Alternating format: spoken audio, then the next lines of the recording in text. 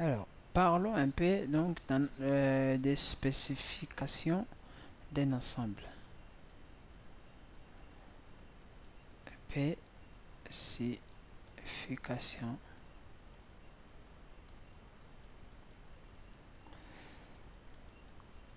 d'un ensemble. Voilà. En fait, c'est tout ce que je viens de faire tout en haut, mais là, ce que je viens de faire tout en haut, je le fais directement. Je fais directement les codes. Donc, j'ai tout de suite attaqué les codes comme un fou. Mais avant de faire le code, il y a des opérations à faire ou à suivre pour nous amener à faire le code. Pour bien travailler dans l'informatique, il ne faut pas justement lorsqu'on nous demande de faire une chose, on prend une machine et on commence à taper le code comme de fou, comme de malade. Je dis comme de malade, mais pas vraiment malade, voilà. Sans penser en fait, voilà. Hein, c'est pour bien exprimer. Voilà. Déjà lorsqu'on demande de faire quelque chose, il faut penser à ce qu'on vous demande de faire avant de taper les codes. Donc du coup, il y a trois phases à faire. Hein? Trois phases à faire que dans notre spécification. Spécification, c'est pas avec S et devant, sinon c'est portugais. Voilà. Donc, dans notre spécification d'un ensemble, je vous ai dit qu'il y a trois phases à faire. Donc, parmi ces trois phases, je vais aller vraiment très lentement pour qu'on puisse comprendre la première spécification que je vais faire. Donc, un ensemble, je vais commencer. Spécification, donc je vais écrire spec, hein, ce qui est spécification. Spécification de quoi? D'un ensemble. J'ai écrit mon ensemble, bon, là je peux écrire ensemble 0. Qui étant, ça veut dire que qui hérite les éléments qui se trouvent dans la base. Cette base là, c'est un fichier .t, .h. Le .h, donc c'est le header. Je vais l'écrire correctement. H, c'est le header ou les en-têtes. Voilà, c'est les en-têtes.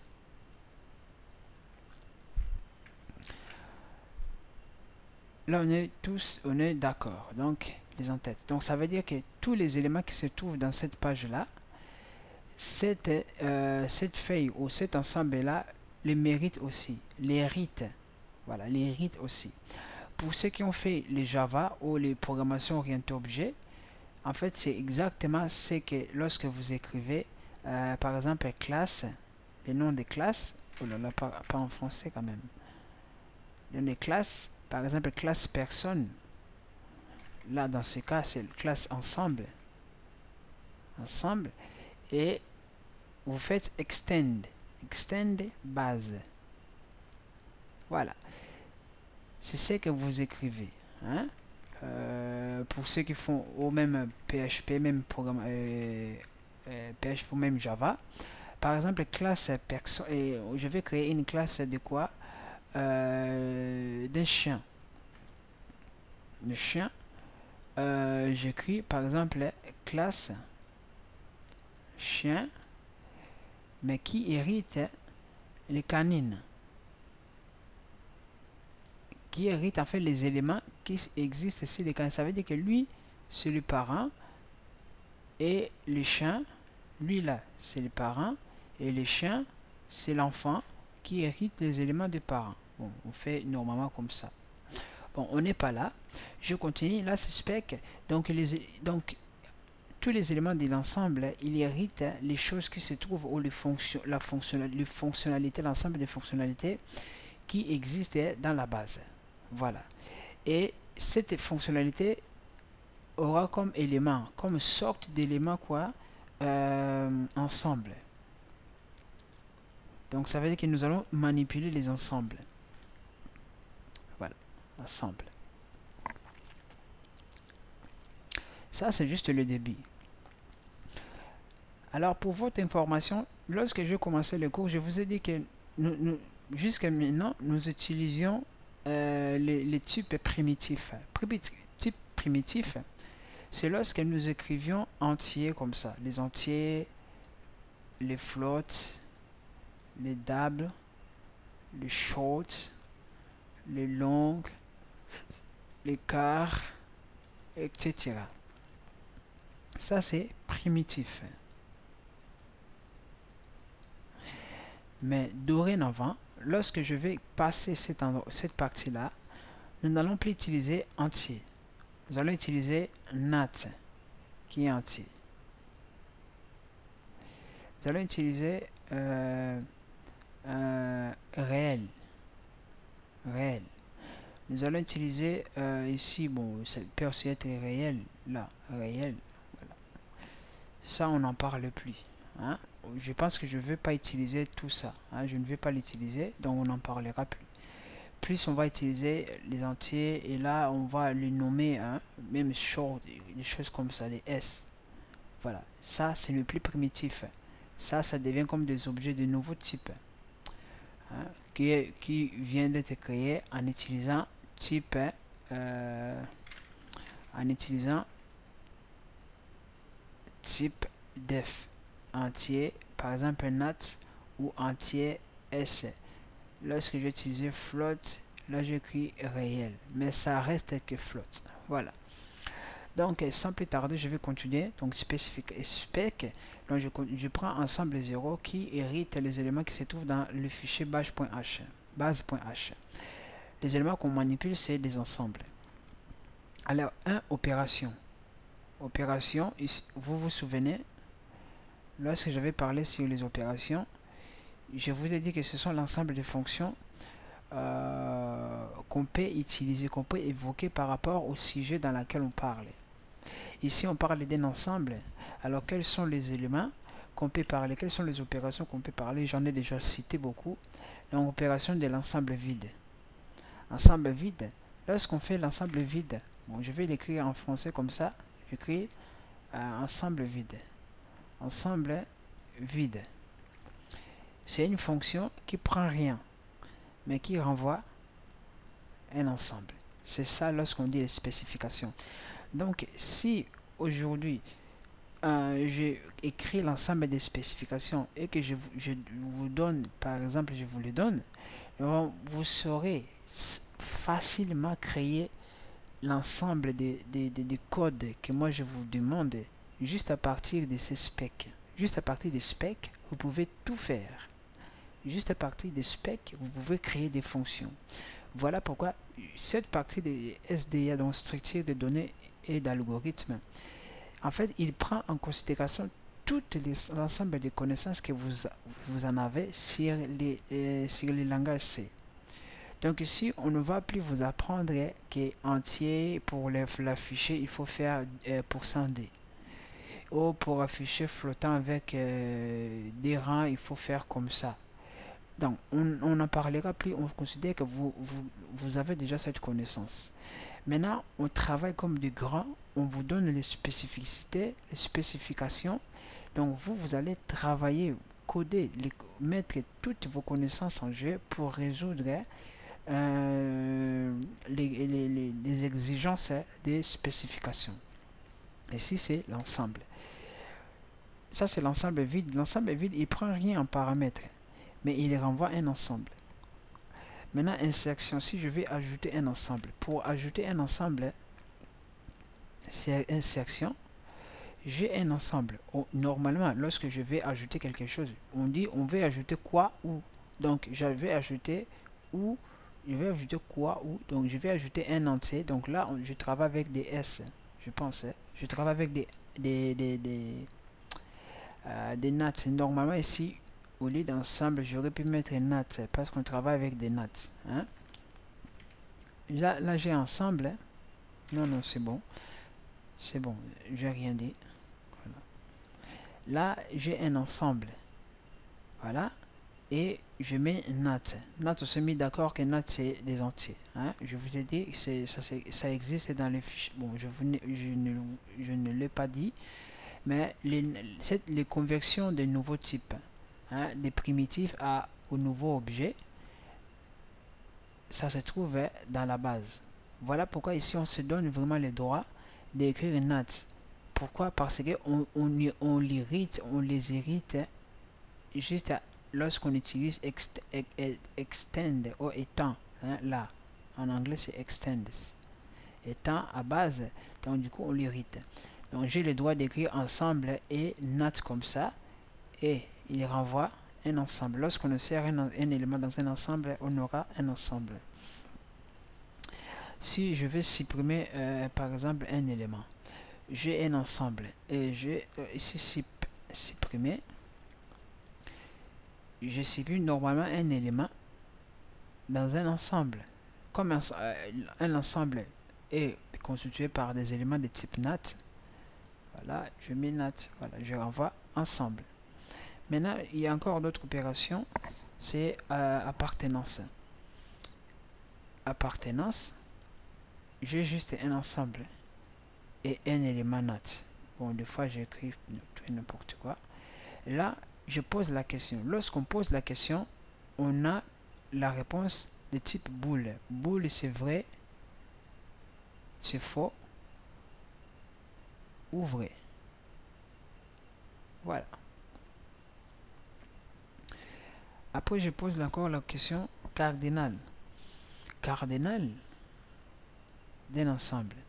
Ça, ce sont les opérations, mais je l'écris d'une façon de spécification. Voilà, d'une façon spécification, de façon informatique, je dirais plutôt.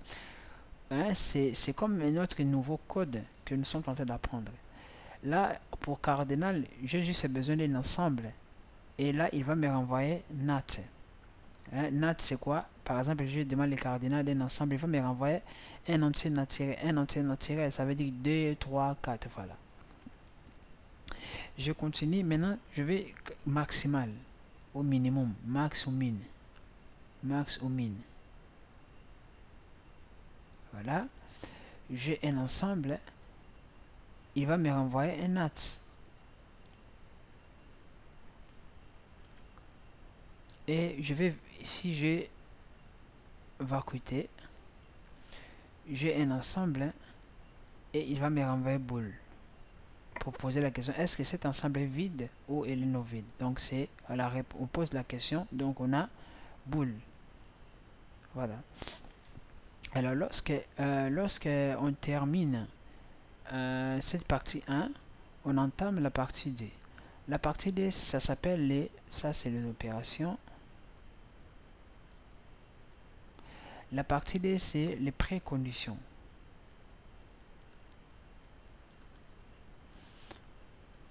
Alors les préconditions,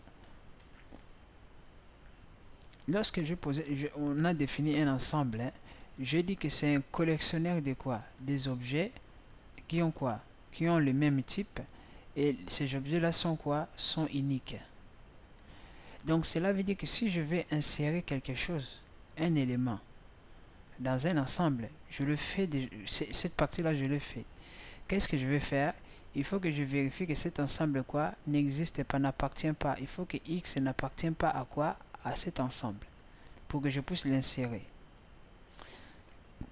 Donc cela provoque une précondition. Dans le langage Java, ça s'appelle les exceptions. On les traite à part.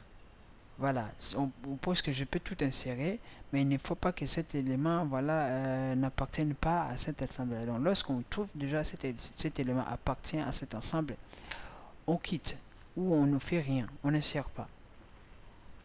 Alors comment on fait? Donc déjà pour supprimer un élément. Lorsque je vais supprimer un élément, hein, là je vais supprimer un élément. J'ai un ensemble et j'ai l'élément à supprimer.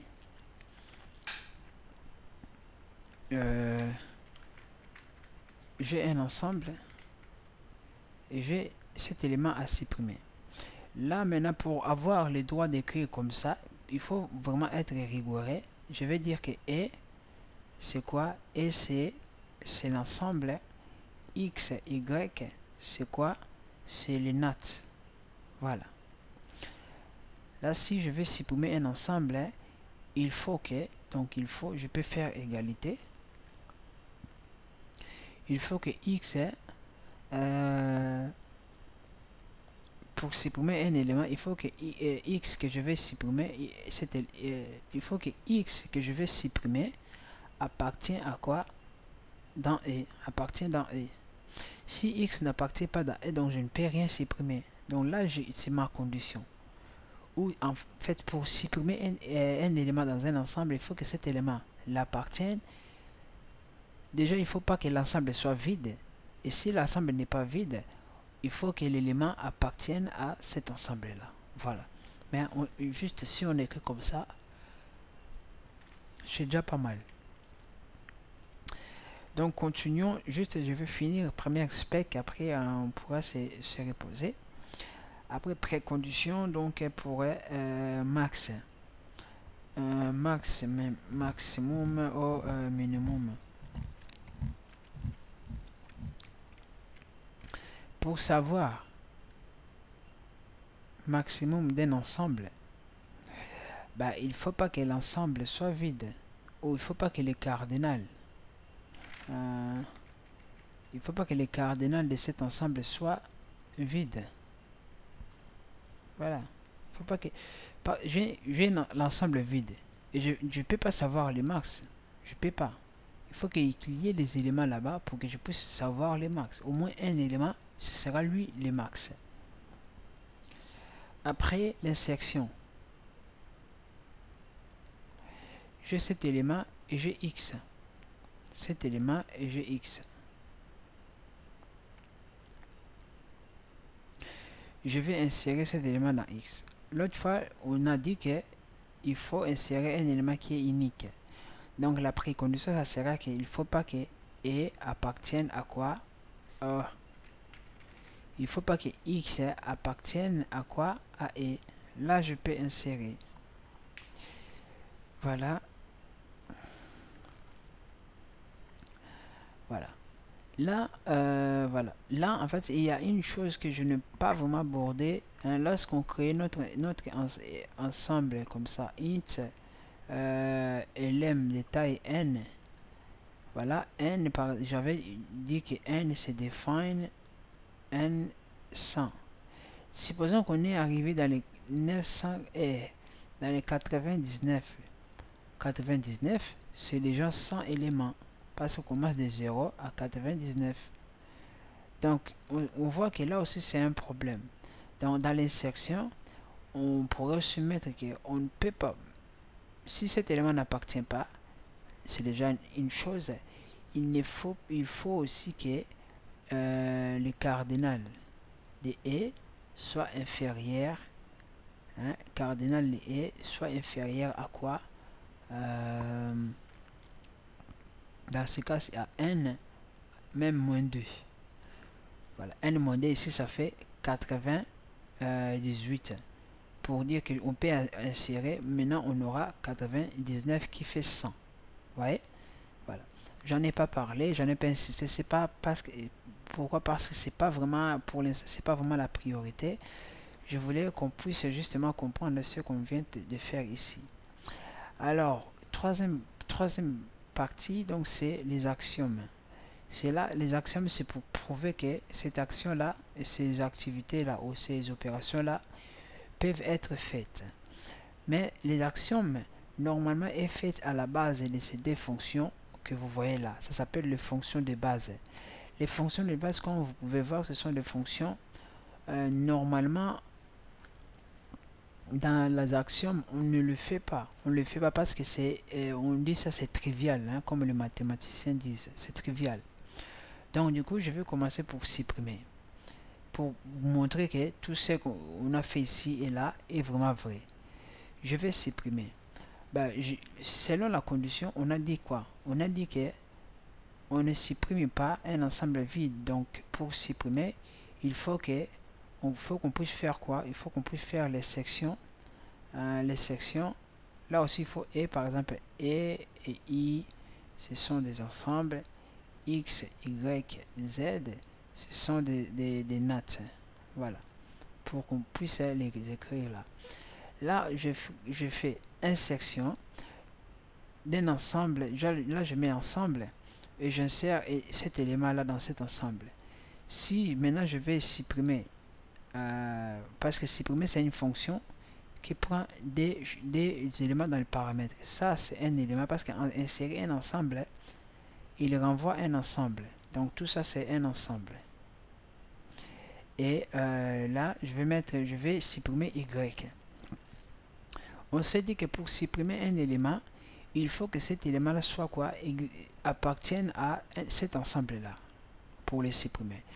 Donc ici là c'est possible, hein, là c'est possible, hein. Donc si y est égal à combien? Si y est égal à, hein, parce que lorsqu'on supprime un élément, on renvoie un ensemble. Il faut le prouver. Là, si x est égal à y, dans ce cas, si y est égal à x, ça veut dire que c'est l'élément qu'on vient d'insérer. Donc je peux juste faire alors, on va renvoyer et. Sinon, je vais écrire ça en français. Sinon, qu'est-ce qu'on fait?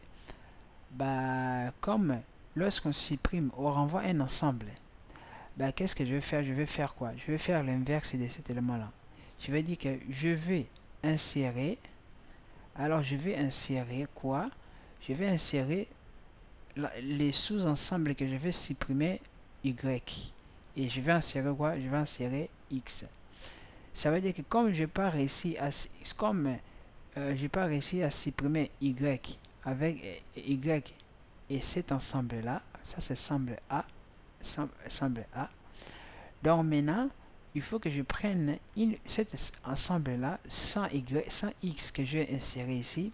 Je ne sais pas si c'est ma façon d'expliquer, si ça vous semble un peu évident, je sais pas, mais je vais essayer de faire mieux avec des couleurs. Voilà. En fait, tout ça, c'est l'ensemble A. Et juste E, c'est l'ensemble B. L'ensemble A, c'est quoi? C'est tous l'ensemble B avec l'élément X que je viens d'insérer ici. Du coup, lorsque je dis X, je les connais, mais les éléments qui sont dans cet ensemble-là, B, je ne les connais pas. Il y a plein d'éléments. Et je compare juste si Y et X sont égaux, ben, ça veut dire que je renvoie l'ensemble parce que je vais supprimer Y. Vous voyez, ici, j'ai renvoyé juste et sans Y. Donc là, j'ai renvoyé juste l'ensemble. Dans ce cas, j'ai renvoyé juste l'ensemble B. Sans A, sans X. Parce que X, c'est Y, donc on le supprime. Maintenant, on dit que ça, c'est une condition. On dit que maintenant, si Y n'est pas égal à X, donc cela veut dire que il faut chercher Y dans l'ensemble quoi? L'ensemble B. Ça, c'est B. Dans l'ensemble B. Mais il ne faut pas oublier de faire quoi? D'insérer les X. Parce que c'était comme ça. On insère X et on supprime Y. Là, on supprime Y dans cet ensemble et après on insère X. Pourquoi? Parce que Y n'est pas X ou X n'est pas Y. Je pense que vous l'avez compris, c'est un peu, voilà, au début c'est un peu comme ça, mais après ça vient seul. Il faut juste comprendre comment ça se passe. Et il faut savoir bien maîtriser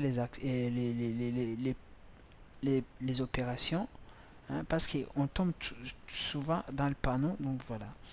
Alors je vais essayer de tout finir.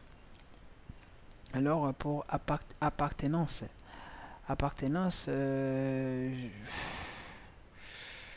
c'est pas, il n'y a pas vraiment de mystère. Appartenance, hein.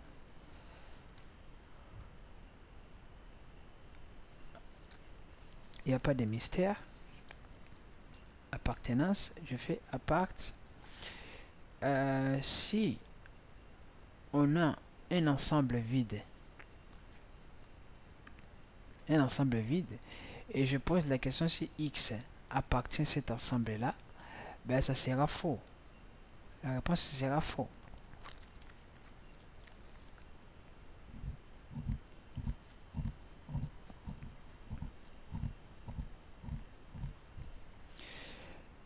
Et après, je fais encore l'appartenance. J'ai ici inséré et Y. Et je demande l'appartenance de X. Dans ce cas, ben, ça sera si X égale à Y, alors vrai. Sinon, bah, si je trouve là c'est pas vrai, bah, il faut que je cherche ici. J'ai déjà faux et vrai. Bah, qu'est-ce que je vais faire? Je vais faire appartenance de quoi? De E, de X plutôt, dans E. Maintenant ici sans Y. Je peux pas faire insérer appartenance de E, X et là je sers Y. Non, je peux pas le faire. Pourquoi? Parce qu'appartenance, on a bien vu que appartenance, il renvoie booléen. Donc du coup, si j'écris comme ça, c'est comme si j'insère Y dans les booléens. Booléen, ce n'est pas un ensemble, donc c'est faux. Il faut faire gaffe. Ces erreurs, ce sont des erreurs classiques qu'on trouve, bon, au début. Moi aussi, j'avais ces problèmes lorsque je ne comprenais pas. Et maintenant, ça ressemble quand même un peu évident. Donc maintenant, là, c'était suppression, c'est bon. Appartenance, c'est bon. Cardinal. Je vais essayer de tout faire comme ça, c'est bon. Je dis cardinal, pas appartenance. Cardinal. Cardinal. Supposons que le cardinal d'un ensemble vide comme ça, c'est combien? C'est 0. Maintenant, calculons cardinal d'un ensemble. Là, on a fait l'insertion d'un élément. C'est quoi? C'est 1 plus quoi? 1 déjà pour cet élément qu'on vient de... On est sûr que ça c'est un nouveau élément qu'on vient d'insérer. C'est déjà un élément. Plus les cardinal de E. Parce que E c'est un ensemble qu'on connaît pas, on ignore. Mais lorsqu'on clique comme ça, c'est comme si on le connaît déjà. Voilà. C'est nickel. Max. Max et vacuité. Je vais faire vacuité, après je fais max. Donc, vacuité. L'ensemble, si elle est vide, ensemble vide, bah, on pose la question, est-ce que cet ensemble-là, l'ensemble vide, est-ce que vide? Ben, il en va vrai. Mais lorsqu'on fait vacuité, d'un ensemble qu'on vient d'insérer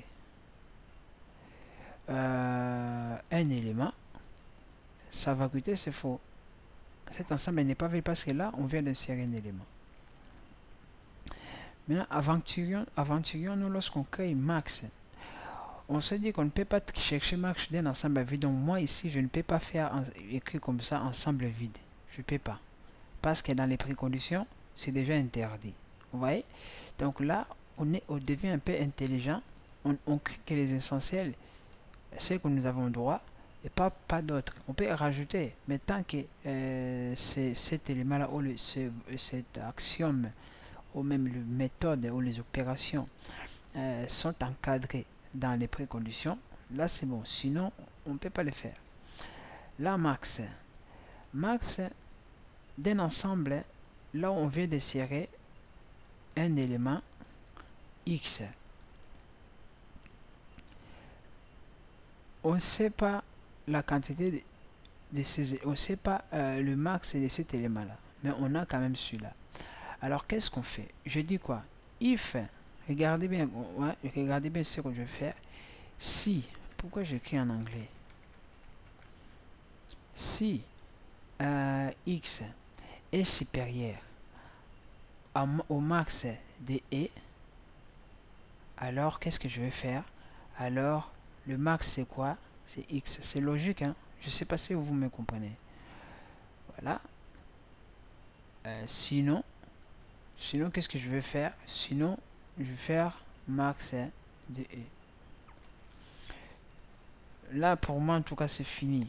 Hein? Pour moi, en tout cas, c'est fini. J'ai rien à faire ici. J'ai rien à faire ici. Voilà.